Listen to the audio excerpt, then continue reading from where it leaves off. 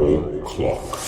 Die Tribüne erhebt sich und die Halle in Linz bebt ein erstes Mal. Linz schlägt zu! Das ist unglaublich, was die Blackwings hier zelebrieren!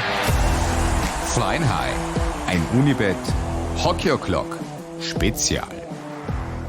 The day is finally here. Obviously, the day that the current Blackwings season has concluded, but now it's time to get a little bit nostalgic. It's the debut of a 10-part series here on Unibet Hockey O'Clock. It's called Flying High, and it's solely dedicated to the championship run, the incredible championship run that the Blackwings enjoyed 10 years ago. From this point onward, every Sunday, a new episode comes out with one of the protagonists of said championship team.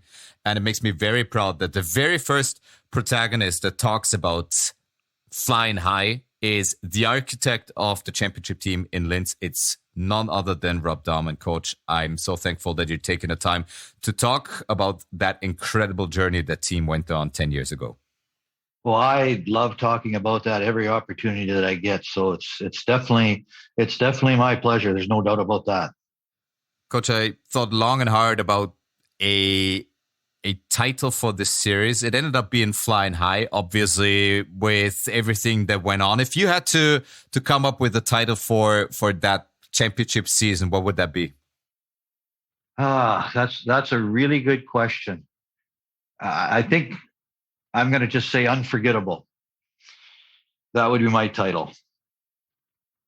I thought long and hard about the magic carpet ride as well, but then again, it doesn't necessarily translate all too well to German. But in what regard would you say was this the ultimate magic carpet ride?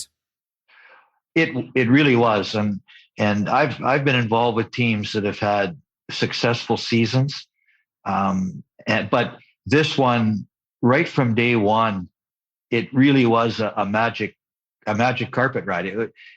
It was unexpected, and nobody thought that we would achieve what we ultimately achieved. There were a lot of, obviously, there was the coaching change. There were a lot of players that had changed. Players that had been in Linz for a number of years didn't return to that team. So there were so many unknowns within the makeup of the season, that to have what happened was totally unpredictable. And I think that's what made it so memorable, other than the obvious fact that we won the championship. It's just that nobody, not in their wildest dreams, would anybody have thought that, first of all, that we would win and accomplish what we did, but also have the type of season that we had that year. Right from the beginning, it was very, very surreal, and I've never experienced anything like it. Hadn't experienced anything like it before, and haven't had the privilege of coming across it again in my career. I'm hoping maybe I'll have a chance to do it one more time, but it'd be very, very difficult to have a season like we had that year in Linz. I want to back things up a little bit. I want to take you back to the spring of 2011 or the summer of 2011, when word got out that there would be a new head coach incoming in Linz, and to a lot of people it wasn't Rob Daum back then. It was Rob Who. So yeah, how did things develop that you got in touch with Linz, or Linz got in touch with you? Well, that's an interesting story, because Manny Viveros was in St. Albert, which was just very close to where I lived, and I had a call from a team in the second league in Austria, and about coming to coach for them during their season, as it was. And so I decided that wasn't the right fit at that time, but it just so happened that the person that was contacting me about the potential job was also a good friend of Christian Perthaller's. And so when I didn't accept the position, it was actually in Dornbirn at that time. And when I didn't accept the position, my name sort of got moved to Christian.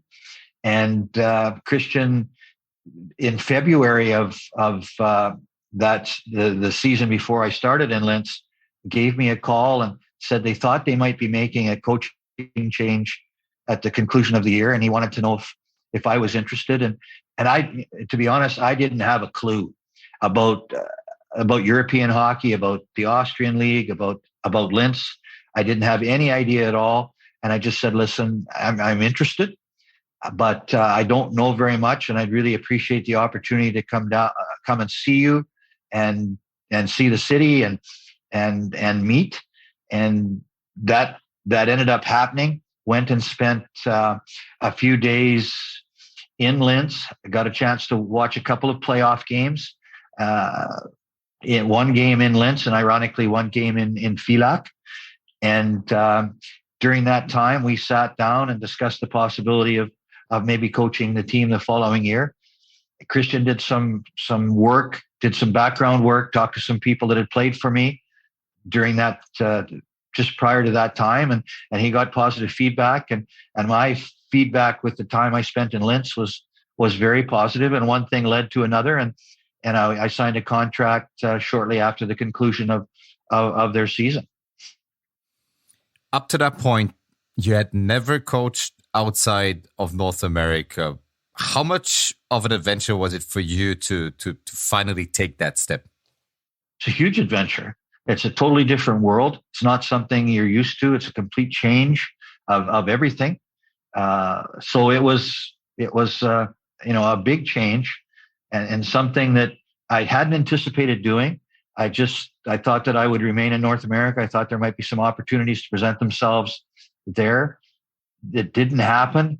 And then Linz was very quick to offer me the position before other opportunities presented themselves. So I took a leap of faith, to be honest, and it couldn't have worked out better. I got so lucky to my first trip to Europe with no real knowledge of what I was getting into, and so totally at the mercy of the people in Linz, and like I say, I can't say enough about how fortunate I was that my first tour of duty was in Linz, because it was just an incredible place, and the 6 years that I spent there was remarkable, and it became a second home to me. So I was really, really lucky that things turned out the way that they did, because there's so many places where if you go there,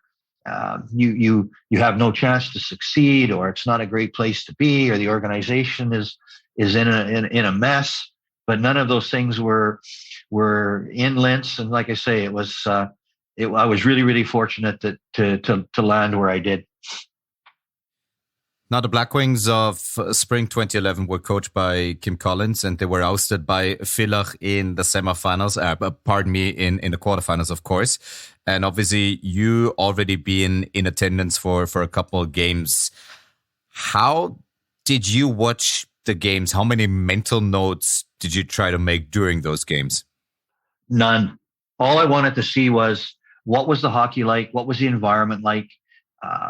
And from a hockey perspective, that's all I wanted to see. I want to see the quality of play and those things, just to get a feel for if it worked out, what I was getting into, and that was really, really the only thing that I looked at. And then the other side of it was the city of Linz, and seeing if that would be a good place to live.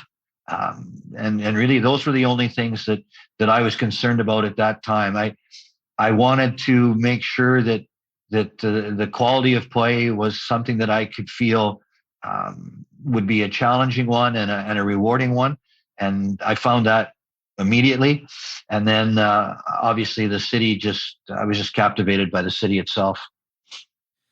But then again, at what point, and that's probably maybe after you put your signature on a contract, maybe even before, but at what point did you try to really wrap your head around as regards team building, roster building, free agents, and everything that goes into building a team? Well, there was a little bit of when I left Linz, I thought that the contract would be coming fairly shortly after that. It didn't. So I was a little bit nervous that maybe there had been a a change of heart or that the offer was not going to be there for me.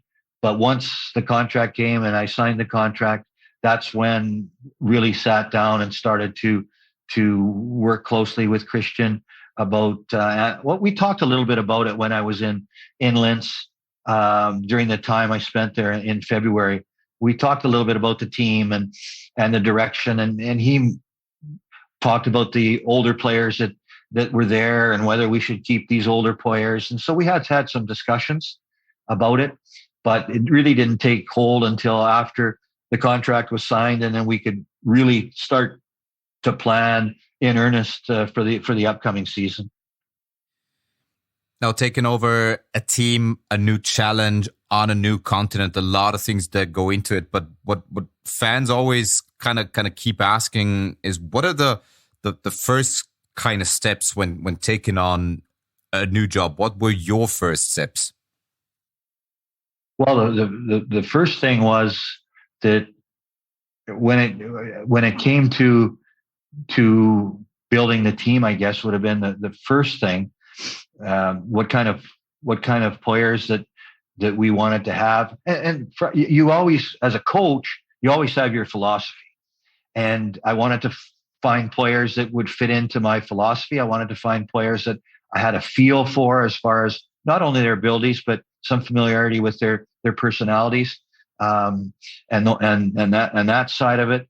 So it was those were the things that we started to think about and work on. Those are sort of the first steps.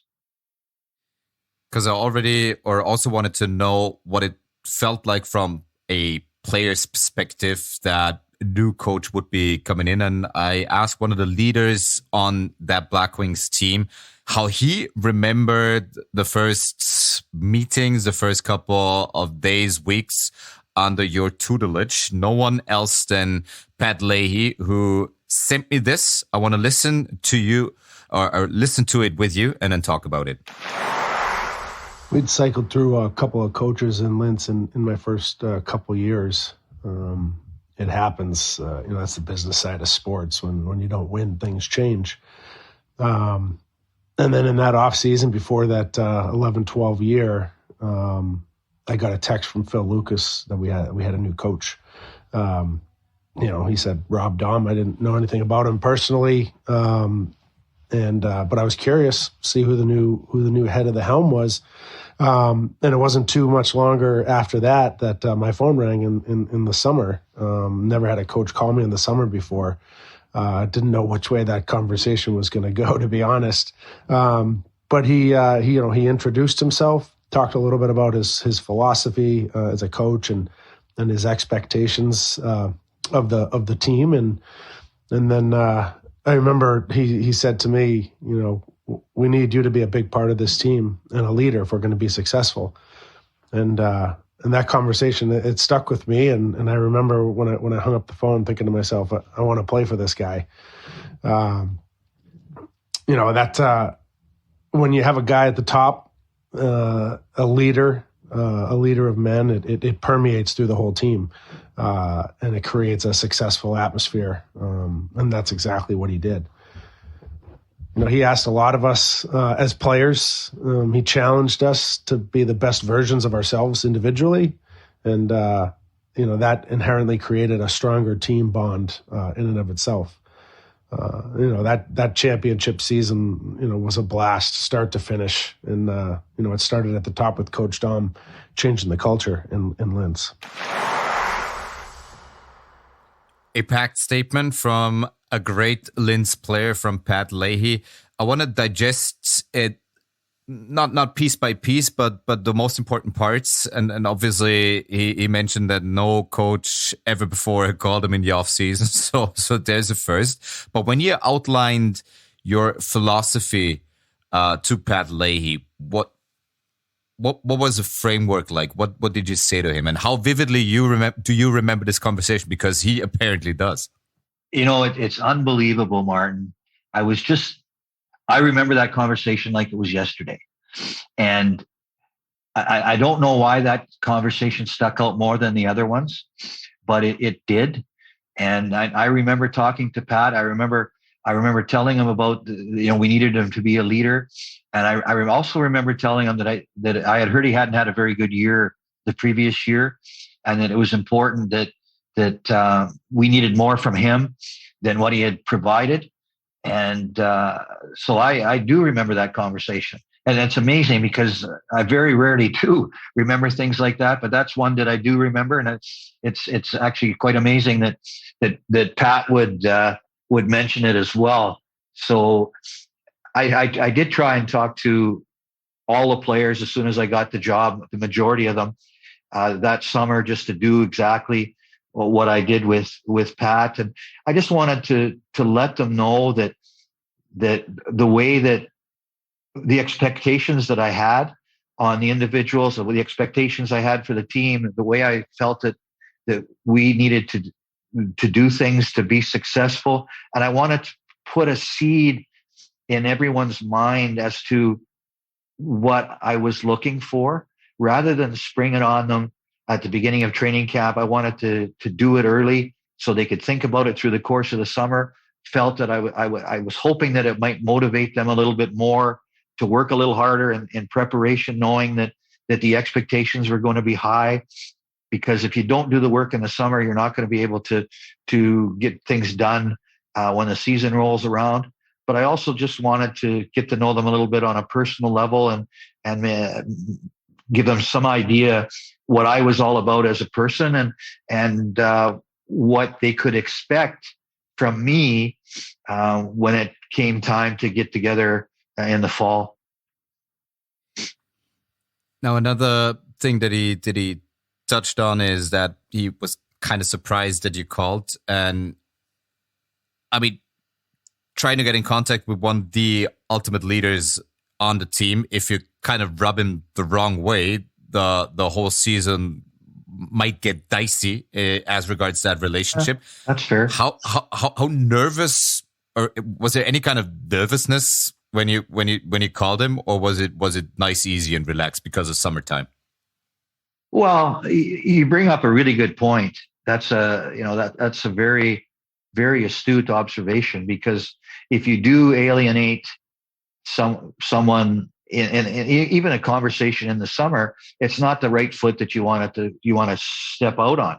And the whole purpose of the phone call was to do the opposite of that, was to set some groundwork and to make sure guys were looking forward to working with me and looking forward to the season. So I wasn't nervous about it because I'd spent a lot of time in my career previously. I did a lot of recruiting for my previous job, so I had a pretty good understanding of how to communicate with players in that type of environment. And I just wanted to be open and honest and to be positive about what the players could look forward to and what they could expect and what I would try and give to them and what I needed from them in return. So I wasn't uneasy about the conversation. But you're right. If the conversation doesn't go as well as you might hope, or then you're setting the wrong direction, and that's the complete opposite of what I wanted to do. But fortunately, it was taken in a positive vein, and as I said a little bit earlier, I was a little bit more demanding on Pat than maybe some of the other people I talked to, because in talking to people in Linz, they had explained to me that they didn't think that he had the type of year that they expected of him. And at one point, Christian even thought that maybe he was a player that we didn't want back. But as it turned out, we kept Pat, and he delivered in spades during that season. He provided all the things that we had hoped he would do. He had a great year. He played on our top line. He did all the little things that you'd have to do to be successful. He wasn't a flashy player, but he was really, really solid in all aspects of the game. And he always gave that little bit extra that you needed to win games. And it ended up working really well. Now, you outlined your philosophy to him and probably to all the other players who were on the team. You took on a team that was 2 years removed from a finals appearance, that had a good core of Austrian players, some good imports that you brought along. But then again, I'm sure you already had ideas what was missing on the team. When you put together a blueprint, or when you try to put together what was missing, what kind of players we're looking to bring in? Well, I think with any team, not just Linz, you're always you have a mind, you have in your mind what you believe will be a successful team, what kind of qualities you need from certain players, and for me, I'm an offensive coach, so I like to have skilled players that play with a lot of heart and a lot of determination. For me, if you don't have a high compete level, my interest for you drops dramatically. No matter how skilled you might be, if you don't have that desire to win and that desire to compete, then it's hard for me to have those type of players. So that's what I always try and look for. So I had a sort of a blueprint in my own mind as to the type of team I wanted. And then it was just a matter of finding the players to fit into those slots. And it's not so as simple as just getting the best players. It's getting the best players for the roles that you need them to play. And that's always been sort of my template. And I had the same philosophy going into Linz. And as I mentioned a little bit earlier, I had a lot of experience with recruiting, and I also had a lot of experience from my university days in building teams. And so I used that same philosophy of building my teams at the university level, and then just taking that over to Linz. I kept that same template and that same thought process in trying to find players to fit into the roles that we needed on the team. And then again, what a lot of fans are, of course, looking at are just the numbers of new imports to come to a team that they've put up in previous spots. But for players in the locker room, free agent signings, new additions to the team can also be interpreted as kind of culture and tone setters. Would you say that you had them among the signings that you brought along to Linz? Well, some of them, yes. No question about that. But there were some there already. The players that we kept, we kept some guys that were very solid core players, very good culture players. Pat Leahy was one. Phil Lucas was another. Mickey Meyer was another. Bobby Lucas. And I mean, so it wasn't. There was a core there of good people and a core that was looking to build a good culture. So it was just a matter of adding the skill set to go along with what we needed to build a good solid team throughout, and then also trying to bring in character people as well that would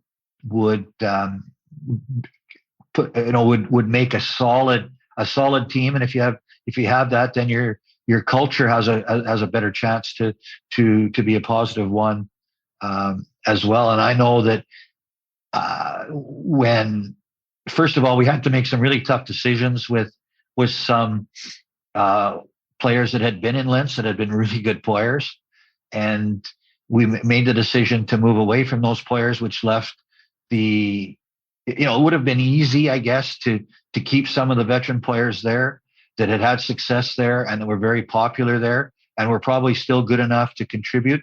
But my feeling was that I thought we had to make some drastic changes. And fortunately, Christian was willing to do that.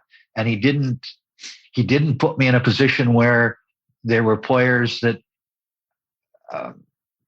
I'm not going to say were negative, but were maybe at the end of their careers, and he could have said, well, you got to keep these guys around, but he didn't do that. He allowed the team to be changed dramatically, and I think that was obviously very, very important as well. And I'm not saying that those players would have been necessarily negative for the culture, but when you're going to change a culture, you have to make dramatic changes.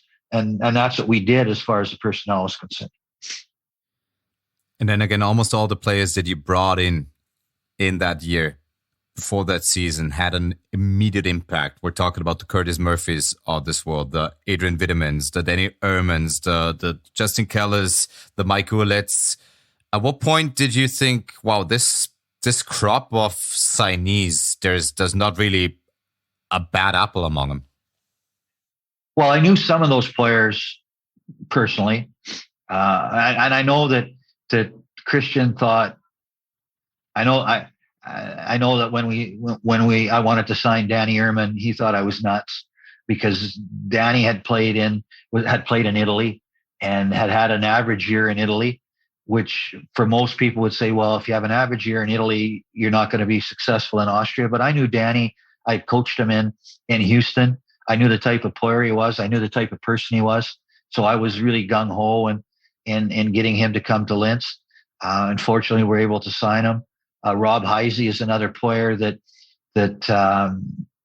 Christian, he had been in Graz previously, and he had been a little bit immature in Graz, I think. And, he was kind of, people frowned upon him a little bit because of his what he had done in Graz. And I had coached him in Springfield, so I knew him, and I felt that he'd matured a little bit and that he would be a good player for what we were looking for as a second line center. And Ouellette was a different situation because he was a top scorer in the league already. And because of that, we were comfortable he would be a leading scorer for us moving forward. I didn't know Mike personally at all, but I knew in talking to Christian, he described the type of player he was, and he fit into what we were looking for. So, just all of these things.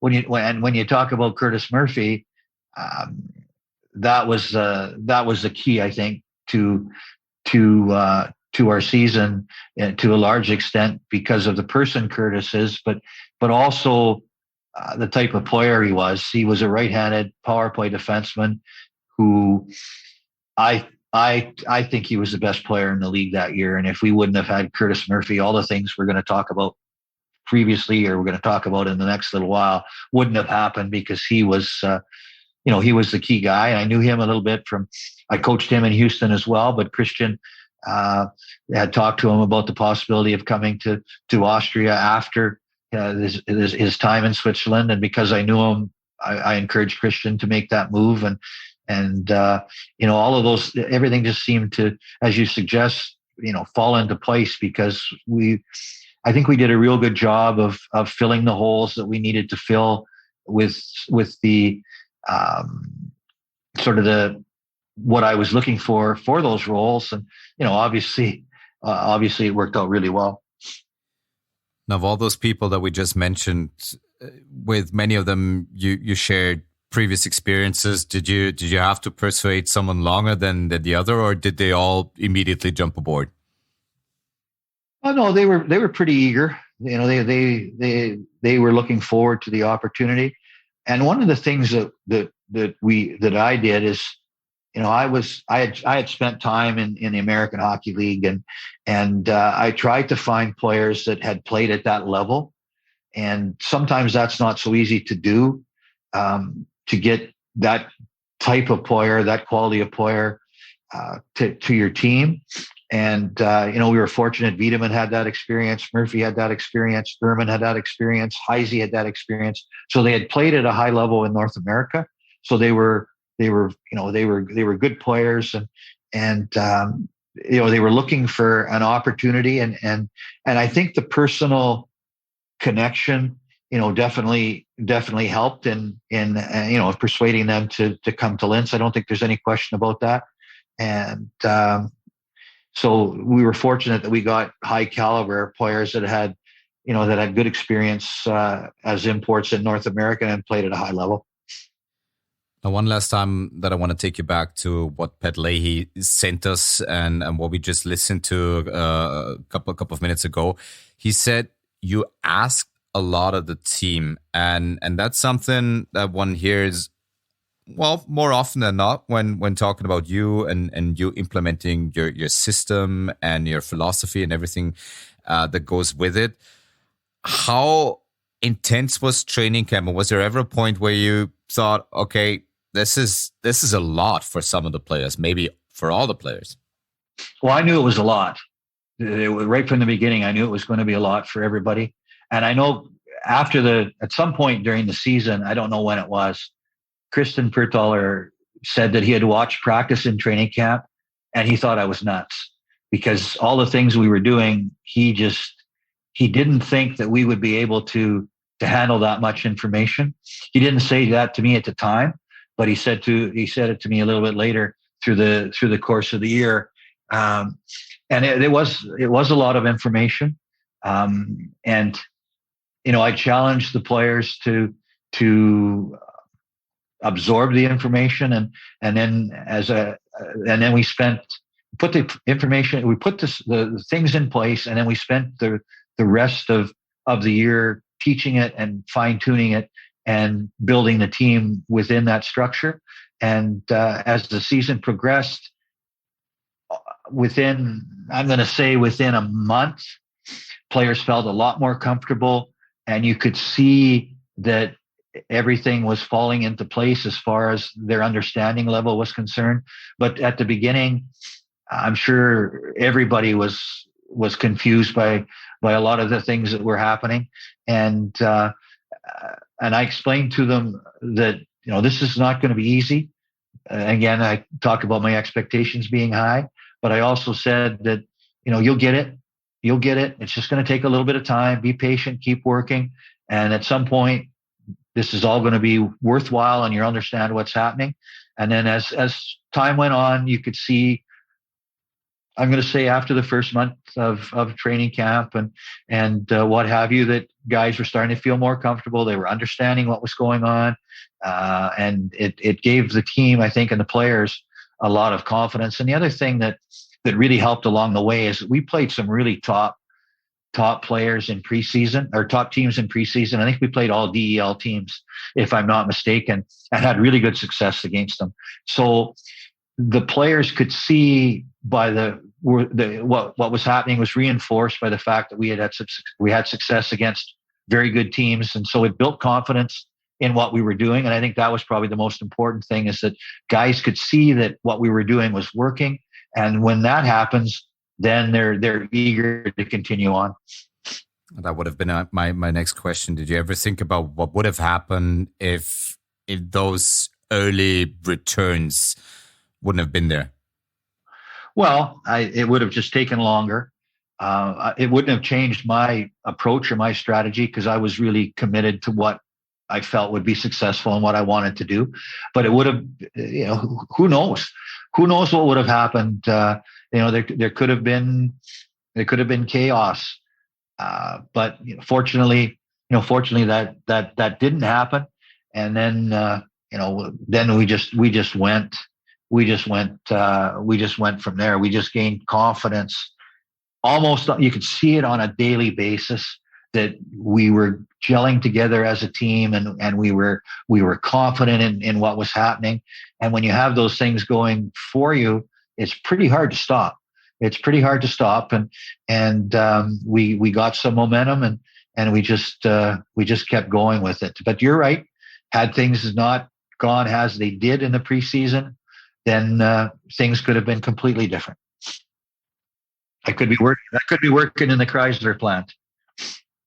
We've tackled the offseason. We've tackled how you got to Linz. We tackled training camp. Now it's time to move onto the season, onto the magic carpet ride here on Flying High after this break. Unibet Hockey O'Clock. Flying High wird euch in den nächsten 10 Episoden mit den besten Geschichten rund um die Blackwings 2011-2012 versorgen. Aber auch eure Anekdoten wollen und sollen gehört werden. Schickt eure Erinnerung, eine Episode oder ein kleines Ereignis mit der letzten Linzer Meistermannschaft an unibethockeyoclock@gmail.com. Das ist unibethockeyoclock@gmail.com. Die besten Einsendungen werden dann in einem ganz besonderen Rahmen verlesen und gewürdigt.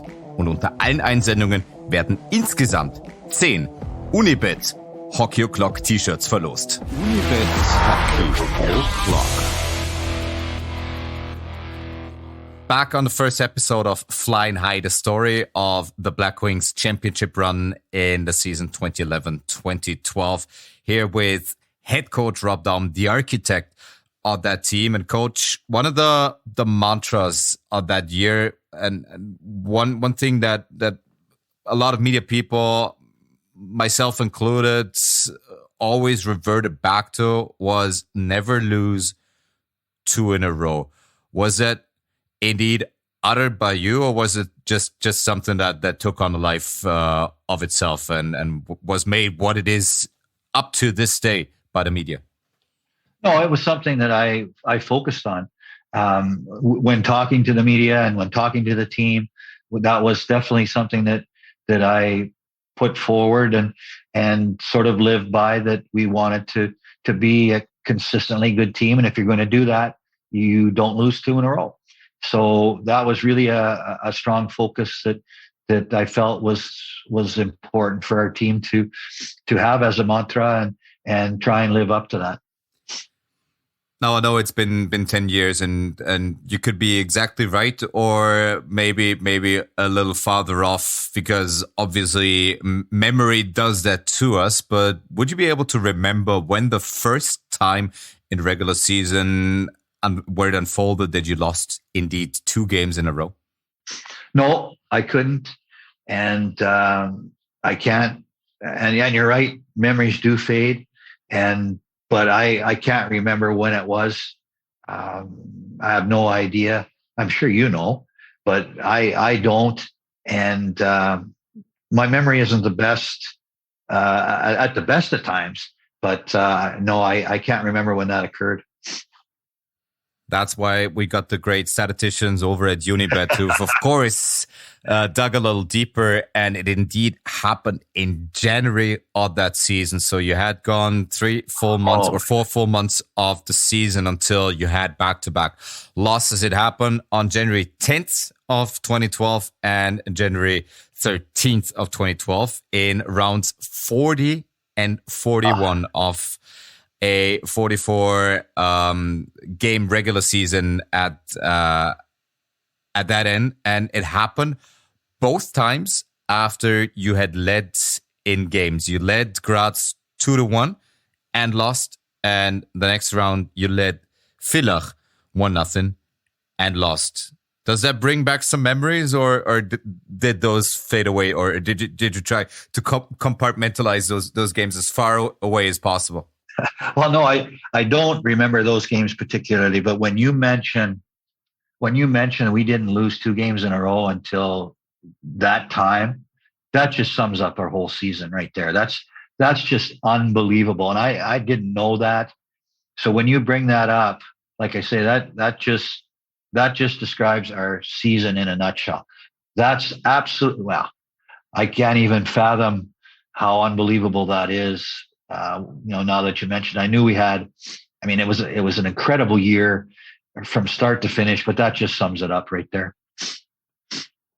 And this is only part of a bigger trivia question. And this brings me to a competition where every listener of this podcast, where every fan can enter, because at the end of your championship year, a DVD was produced summing up this entire journey, a movie about the Black Wings season 2011-2012 with bonus content back with the old Ebel rights holder. I might have had a hand in producing this DVD, and only 50 DVDs have been printed, 50 or 60 if I'm not mistaken, and I myself still got one. This DVD will be awarded to the user, to the listener who answers most of the trivia questions that I'm putting out on this podcast.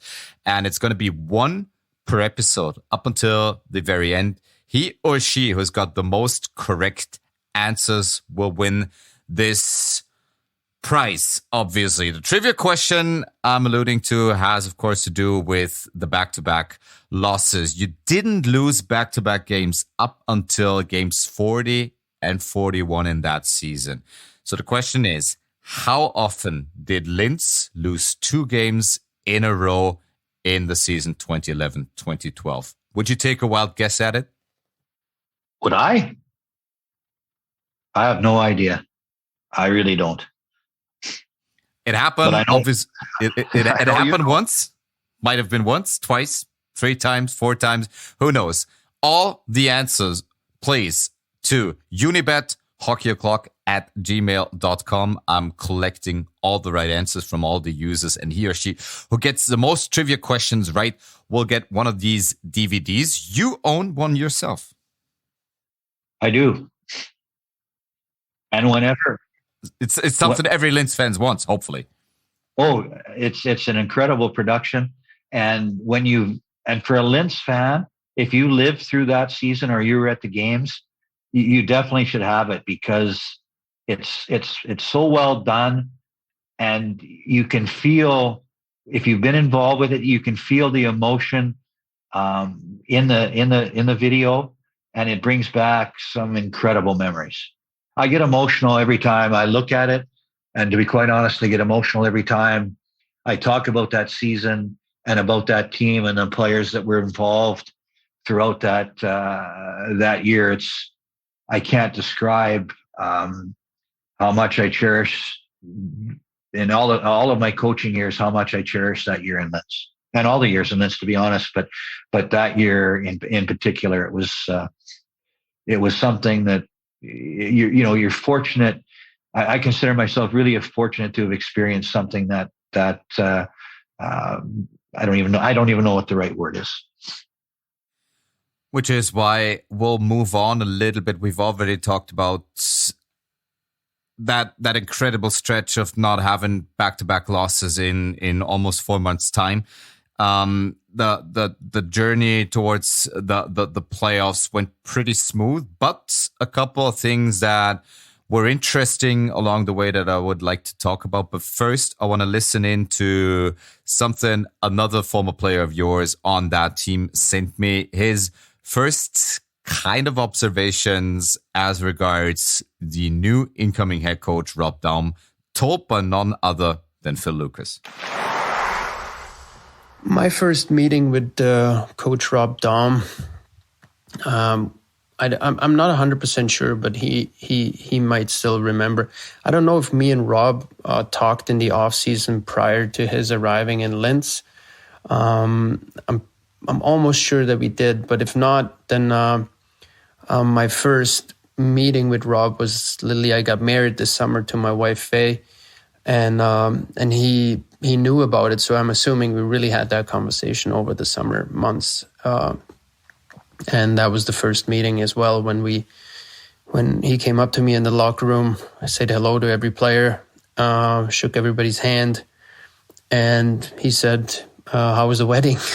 And I felt like that was a nice gesture, and I really didn't know what to say. I said it was fun.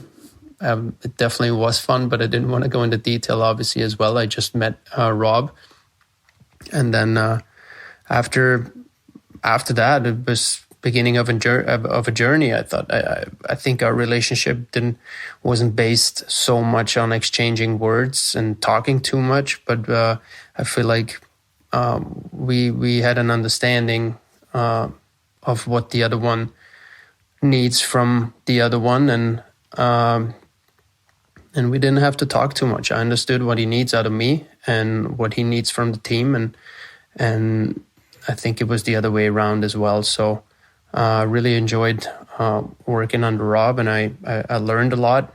I took a lot with me into my new position now, and like I said, looking back to 2011 and 12, what we achieved with that team had a lot to do with his actions as well. Says the new head coach of the Black Wings, Linz. And I thought it'd be interesting to get Phil's perspective here on the pod, because obviously it's one of the more interesting developments and probably one of the harder decisions for this team on that year or during that year, as he was the number one centerman before you came in, and he was the fourth line centerman after you came in. How did that demotion come about? And I'm deliberately calling it demotion, but knowing that there was a bigger purpose behind what you did. Well, first of all, I did call Phil in the summer because I'm sure he was the first guy I called, to be honest, because I knew what he meant to the team there. And I knew that he was going to be a real key figure in us moving forward, because in talking to people, all they talked about was how important Phil was and how he was going to be a key part of the team. But it's interesting that you're right.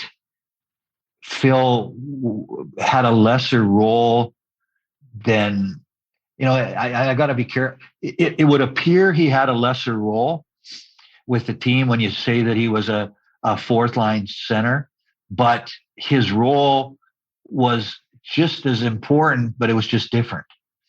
And I think and for him to accept that role is a real tribute to his character and his putting the team first, because it would have been very easy for him, with the stature he had within the team and within the community and everything, to voice his displeasure with that, but he didn't.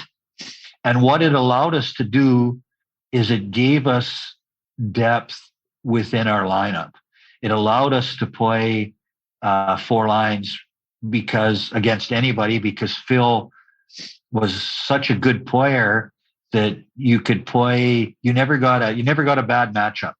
You never got a bad matchup because Phil was able to play against anybody in the league, and it allowed us to have balance throughout our lineup, which we wouldn't have had if Phil would have played higher up in the lineup. So that was how it evolved. And it goes back to the philosophy of building the team. And I mean, you can have a philosophy all you want, but if the players aren't willing to accept their roles, it's not going to work. And it's not easy for a player who has been in a more prominent role to accept a lesser role, at least what people see as a lesser role, like Phil did in that season. So I can't, that's a real testament to his character. And, he had such a huge part within the dressing room, and not allowing that type of changing in his stature affect the good of the team. And you can't. It's hard to explain how difficult that is for someone to do. And Phil did it for the good of the team. And I can't say enough about how important that was for us throughout that season. As with Pat Leahy, things could have gone south there pretty bad if Phil hadn't been his selfless self. Obviously, in retrospect, how often did you think about this and what could have gone wrong here? Oh, I didn't think too much about what could have gone wrong. I just things. I think you appreciate the fact that it didn't. And you also realize, as you're suggesting with some of what we're talking about here, that it easily could have. But, we were fortunate that we had success early. And I think that was the key. The key for us is we had success early. And then when you have success, you create a belief. And when you have a belief, that's a pretty strong and powerful and difficult thing to destroy. And the belief just kept growing. And then because of that, we were able to accomplish the things that we did. But you're right. It could have easily been completely different, but fortunately it turned out the way it did. Because you were able to tack on win after win after win, it seemed, and that's also something that's been proven by our Unibet stats from game day 11 onwards, you led the standings up until the very end of the season. And then an interesting development on the very last day of the season happened in Vienna that seemingly had nothing to do at first with your season, but then led to one of the bigger roadblocks to the championship. Vienna had to win, I think, with 6 or 7 goals in difference against Jesenice, and of course eked out an 11-3 victory. When you read or saw the results of that game day at that time, what did you think about it? Well, I wouldn't say I was surprised, because at that time there were not too many things were surprising, and so when that happened, we just accepted it, and I don't think you could expect it, because you don't expect that to happen, a team to win by 7 goals, but because of the circumstances, it was a possibility. And the fact that it did happen, it just meant that we had to be prepared for what laid ahead, and just focus on what we could control and what we had to take care of. How do you look back on that 7-game, as it turned out, quarterfinal series against Vienna? It was a tough series, and we knew it was going to be a tough series because Vienna had a good team. And I think there were a lot of people that expected we would fold in the playoffs because our season had been so miraculous. They didn't think that it would continue. In fact, when we went to the final, I talked to a friend of mine, or who's become a friend of mine, who was involved in the media heading into the final against Klagenfurt, and he said they would beat us in 5 games. So that was kind of the feeling people had going into the playoffs, that now was the time for us to really prove what we were, and what had happened up until then really wasn't anything yet, which was true.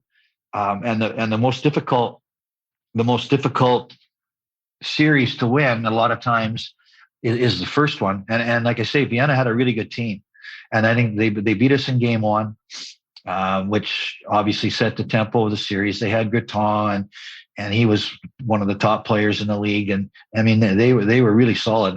And I think the biggest goal of our season that year was scored in overtime in game 2. Martin Grabermeyer from Danny Oberkofer in overtime gave us the win to even the series.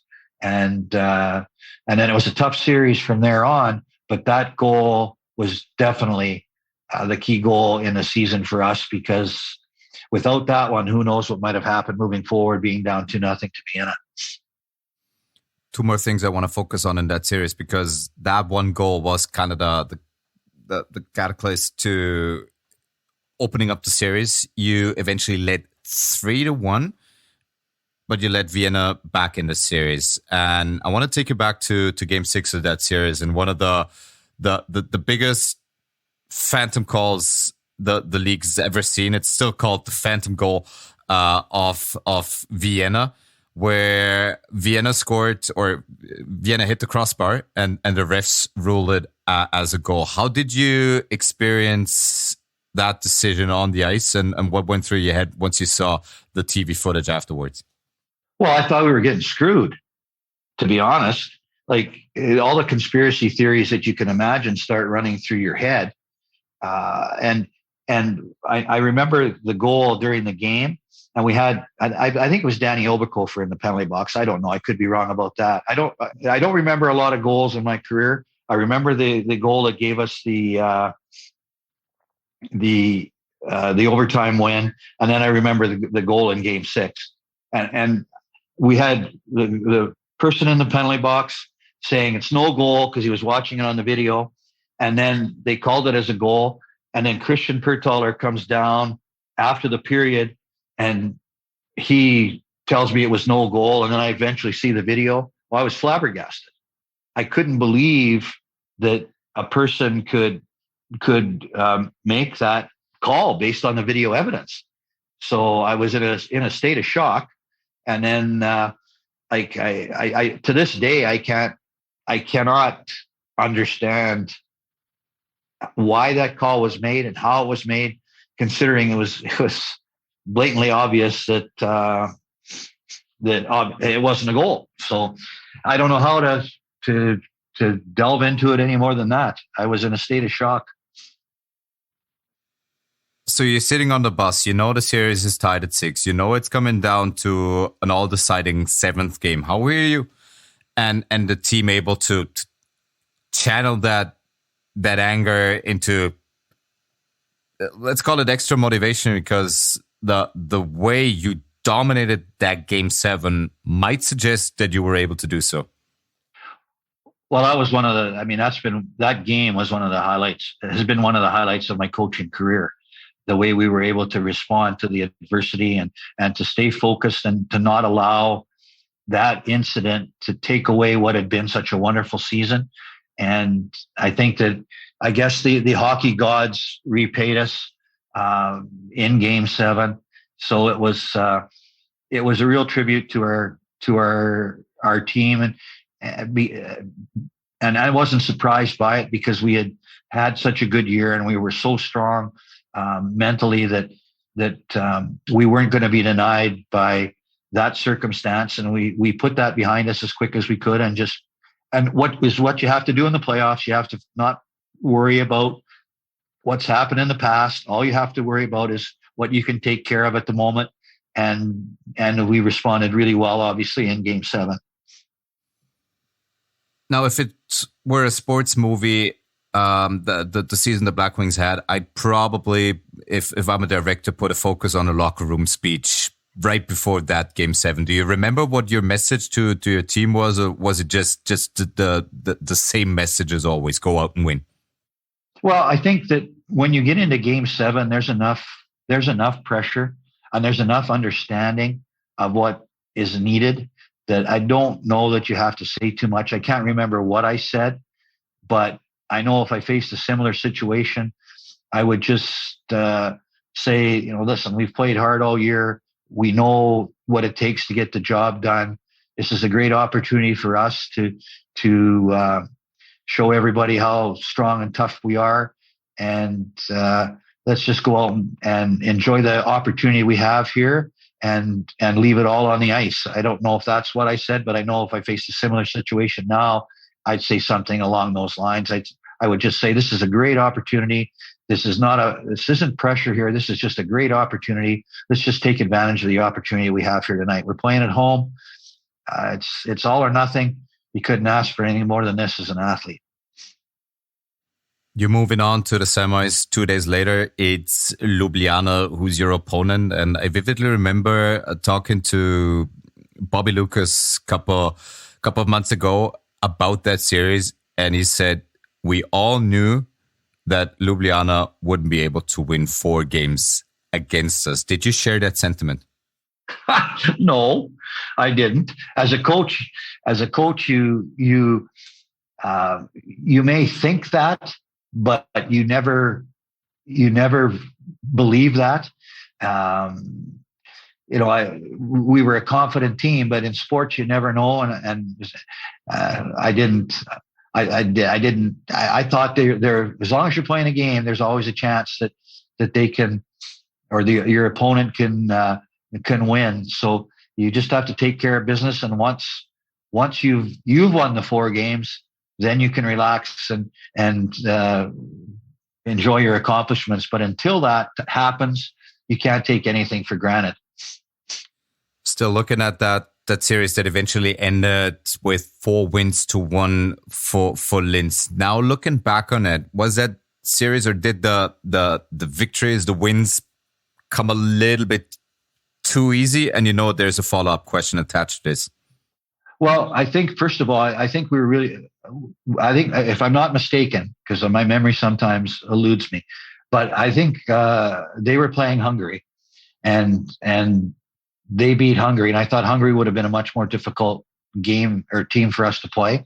So I thought we were fortunate that we were playing them in the semifinal and not the Hungarian team.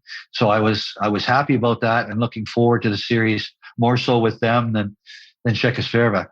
So I was happy that we ended up playing them. It was probably an easier series than you would expect in a semifinal. So I think that's fair in saying that. So yeah, I would say it was easier than you would normally expect. Now, as the league at that time had it, both semifinal series ended after 5 games, and there was a full week up until the first game of the finals. Was that an advantage, or was that something that you hated at that time? No, I didn't. I hated it. We just wanted to keep playing. The longer you go in a season, the less time off you want. You just want to keep playing when you get to the playoffs. Just want to keep playing. And so that time off was not something that I thought was positive for us. So I would have preferred to start the series right away, but obviously that didn't happen. And then, of course, the start to the finals didn't go the way a lot of Black Wings fans at that time would have anticipated it. And it is something, and that's a follow-up question that I'd like to attach to the Ljubljana series, and a question that regarded this. And it's something that Bobby Lucas said as well. The series wasn't all too physical, and we easily won it. And that was the problem, because KC came to play and we didn't in that game number 1. No, I think that's a fair comment. I think that's an accurate assessment of what happened. You lose your playoff edge a little bit when it's easier than it should be, and I think that was definitely that's an astute observation by Bobby, and I think that is fair. You combine the I hate to say easy, but not difficult series against in the semifinal, and then you have the week off, and the combination of those things were detrimental to us. No, there's no question about that. You were down 1-0 in the quarterfinal series against Vienna. You were down 1-0 in the finals against Klagenfurt. Obviously, the later, or at a later stage a game is played, the more intense everything becomes. But because of the fact that you've been there before, did you ever lose your cool, or did that loss against Klagenfurt in game 1 of the finals keep you up at night?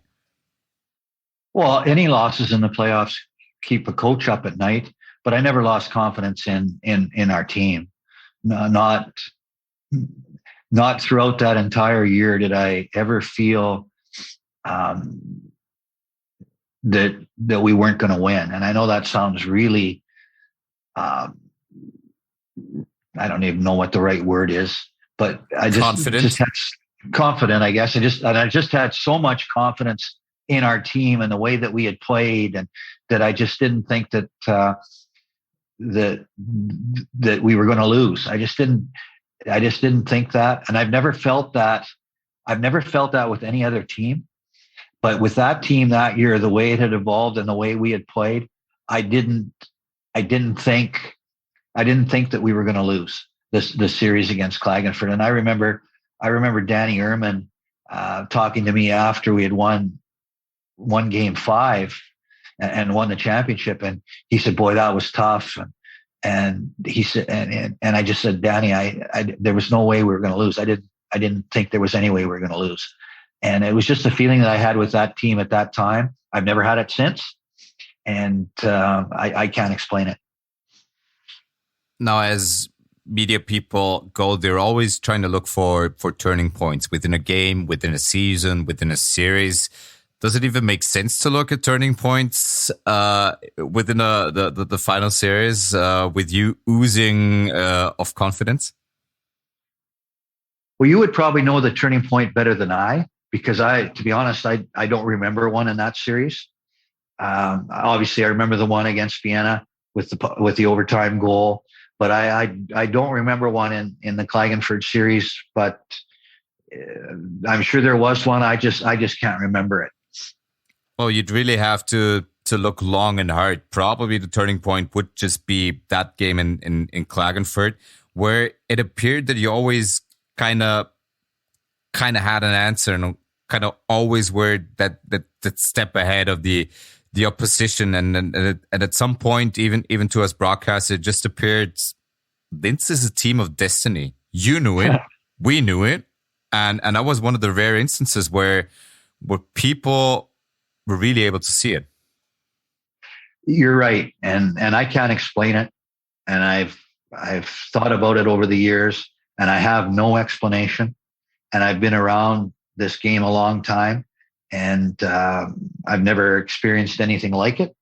And I just I can't come up with any reason why it was as it was, other than for myself.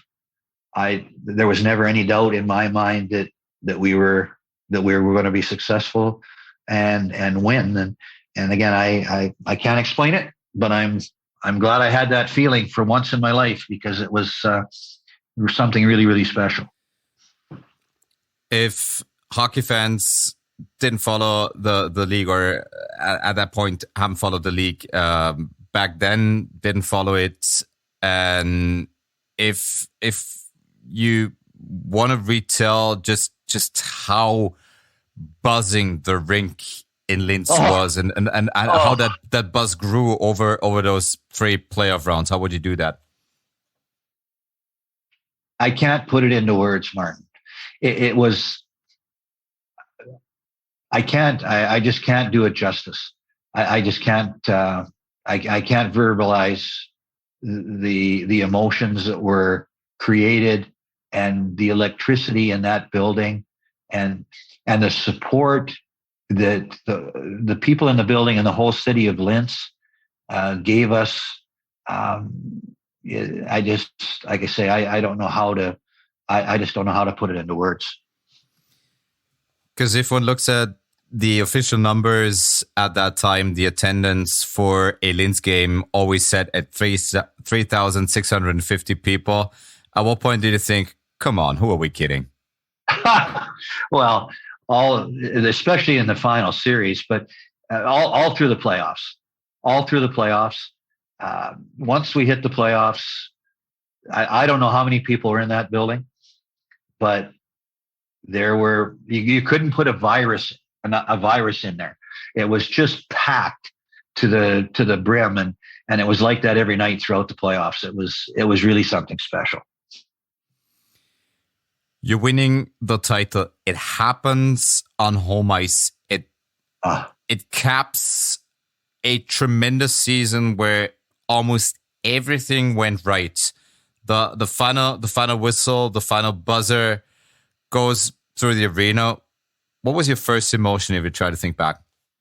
Well, when initially when Gregor Baumgartner shot the puck down the ice, I didn't realize the puck went in. I thought it was an icing, so I was pissed off because we didn't need that at that time. But once we won the championship, it was a sense of relief, because it was it's tough. It's really, really tough to go through the playoffs, and all the emotion and all the stress and all of those things. It was at that point, it was just a relief. And then as time passed a little bit, just a completely feeling of peace and satisfaction. It was knowing that you had accomplished something so special, and sharing it with so many people. The way the rink was, the way the people were engaged with the team, it was not just a victory for us in the dressing room. It was a victory for all the people in Linz, all the people that had come to our games. They shared in it. They were part of it. And because of that, it was a very, very satisfying feeling of accomplishment. I've got a picture of Punch Imlach with the Toronto Maple Leafs.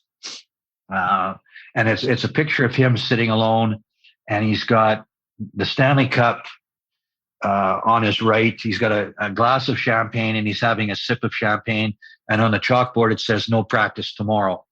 And that sums up the feeling you have as a coach when you experience a championship, and the feeling of satisfaction that you have, realizing that you've accomplished something very, very special, and something that you'll share with your team and those people for the rest of your life. There's nothing in sport more gratifying, more rewarding than having the ability to win a championship, to pay the price you have to pay all year long, every day, and then to reach the pinnacle by winning in the end.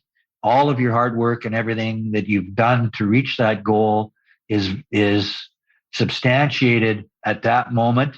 And there's no greater feeling in sport than that.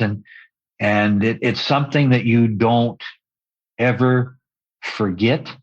And the reason you stay in the game and you stay working is to experience that feeling again, because there's nothing better than that.